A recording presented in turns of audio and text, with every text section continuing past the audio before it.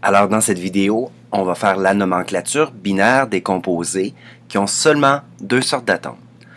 Alors au niveau de nos règles de nomenclature des composés binaires, la première stipule que le premier élément qu'on va avoir dans notre formule, on va le retrouver à la fin du nom.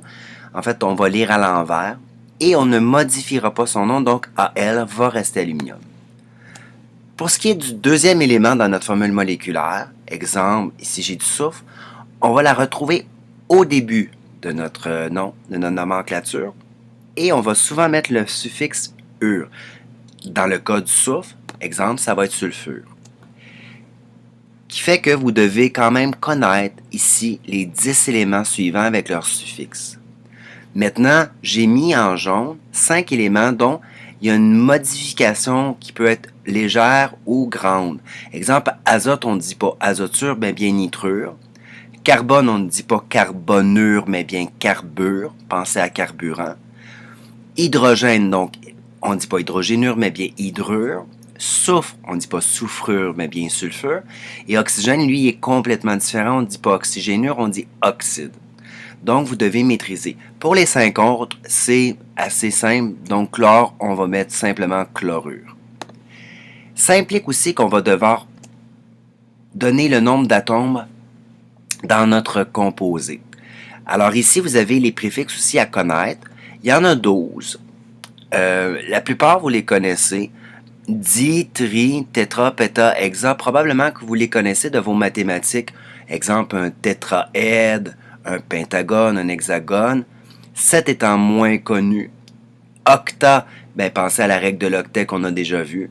9, 10, 11, 12 sont un peu moins connus. Nona, déca, ondéca et dodéca. Donc, vous devez les connaître.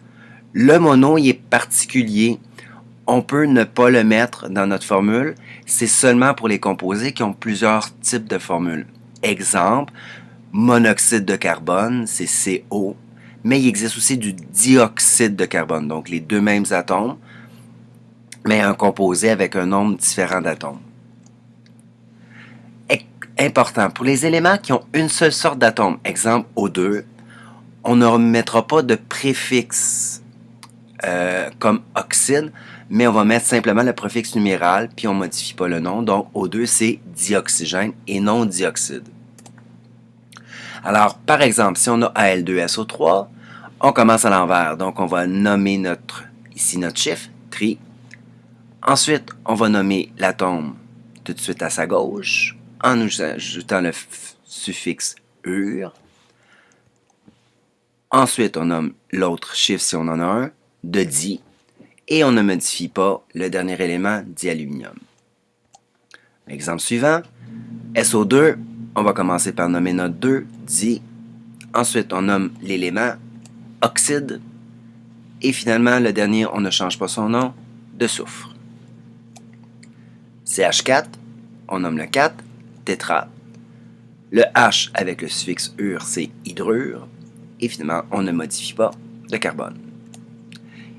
Et un dernier exemple, S6, vous voyez qu'on a une seule sorte d'atome, donc on va nommer le préfixe numéral, 6 pour hexa, et on nomme soufre. Alors voici pour la nomenclature binaire.